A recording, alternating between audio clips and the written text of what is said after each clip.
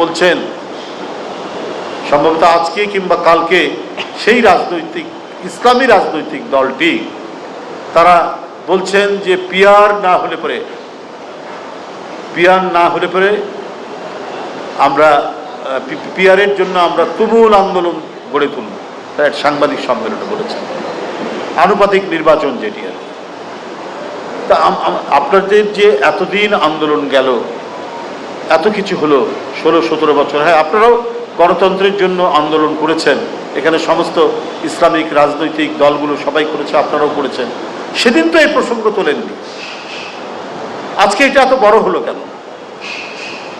এই বিষয়টাকে এত সিরিয়াস নিচ্ছেন কেন?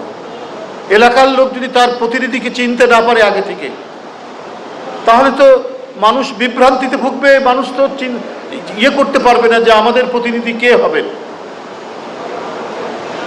আজকে জুনায়েদ আল হাবিবি উনি যদি একটা এলাকা থেকে দাঁড়ান, উনি যদি আগে সেই এলাকায় পরিচিতি না থাকে, তাহলে মানুষ চিন্তা কি করবে যে উনি কে, উনার পরিচয় কি, উনি কি কোনো ব্যাংকের অফিসার ছিলেন, নাকি উনি ইসলামী স্কলার, না অন্য কি। কিন্তু একটা এলাকায় যেখানে তিনি কাজ করেছেন প্রত্যেকটা মানুষ তাকে চিনবে। কিন্তু আজকে এই বিষয়টাকে তো প্রমিনেন্টে নিয়ে আসা, এত সামনে নিয়ে আসা, এটা তো এক ধরনের, আমি মনে করি সুপরিকল্পিত একটা মাস্টার প্ল্যানের দিকে আগাচ্ছেন। কিন্তু এটা কারো জন্যই কোনো কিছু মঙ্গল বয়ে নিয়ে আসবে না। আমরা সম্প্রতি ইউনিভার্সিটিগুলোর যে নির্বাচন, সে নির্বাচনও আমরা দেখেছি, আপনারা ভিতরে ভিতরে দৃশ্যমান, এটা আমার কোনো কথার কথা নয়, কিন্তু একটা নির্বাচন হলে পরে, একটা কোনো কিছু ঘটনা হলে পরে সেখানে তো একটা অ্যানালাইসিস হয়। অ্যানালাইসিসে আমরা দেখতে পাচ্ছি যে সেখানে যারা পরাজিত শক্তি, তাদের লোকজনরা ভোট দিচ্ছেন একটি ছাত্র সংগঠনকে যারা নির্বাচিত হয়েছেন। এটা কেন হচ্ছে? এটার আলামত কি? এটার আলামত তো ভালো না। ও যদি ওই পরাযুক্ত শক্তি যদি কোনোভাবে প্রত্যাবর্তন করে, এটা সবার জন্য দুঃখজনক হবে। আজকে যারা এই মুহূর্তে রাজনৈতিক গেইন লাভ করার জন্য, রাজনীতিতে নিজের একটা প্লাস পয়েন্ট তৈরি করার জন্য যারা তাদের সাথে গোপনে আতাত করে কিছু করতে চাচ্ছেন, এটা কারোর জন্যই মঙ্গলদায়ক হবে না।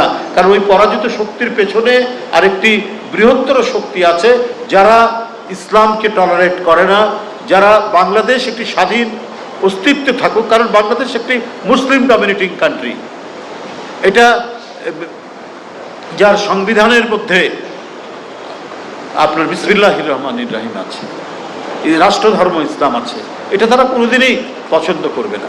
তাদের প্রতিনিধি হয়ে তারা এদেশ কাজ করে, এখানে কোনো কিছুই ইসলামের বৈশিষ্ট্য তারা রক্ষা করতে চান না। যদি তাদের প্রতি প্রত্যাবর্তন হয়, এটা কারো জন্যই মঙ্গলজনক হবে না, বরং এটা এক ধরনের ভয়াবহ তৈরি হবে, পরিস্থিতি তৈরি।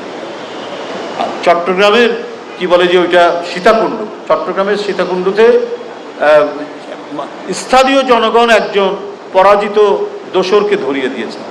সেখানে ওই দলটি আজকে যার কথা বললাম, ইঙ্গিতে বললাম, তারা গিয়ে তাকে ছাড়াতে যাচ্ছে, ছুটিয়ে আনতে যাচ্ছে। এই আলামতগুলো কিন্তু ভালো নয়।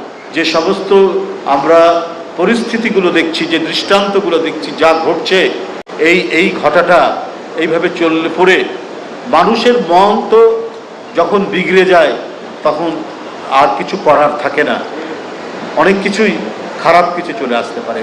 সেটা না করে বরং আসুন, হ্যাঁ, যে যার রাজনৈতিক মতামত প্রকাশ করবে, এটাই তো গণতন্ত্র, এর জন্যই তো সব দল মিলে আমরা লড়াই করেছি। কিন্তু আরেকজনকে ফাঁদের মধ্যে ফেলে আমি রাজনৈতিক গেইন নিব, এইটা করতে গেলে পরে অন্যের জন্য ফাঁদ পাততে গেলে নিজে সে ফাঁদের মধ্যে পড়তে হয়, এটাও মাথার মধ্যে মনে রাখতে হবে।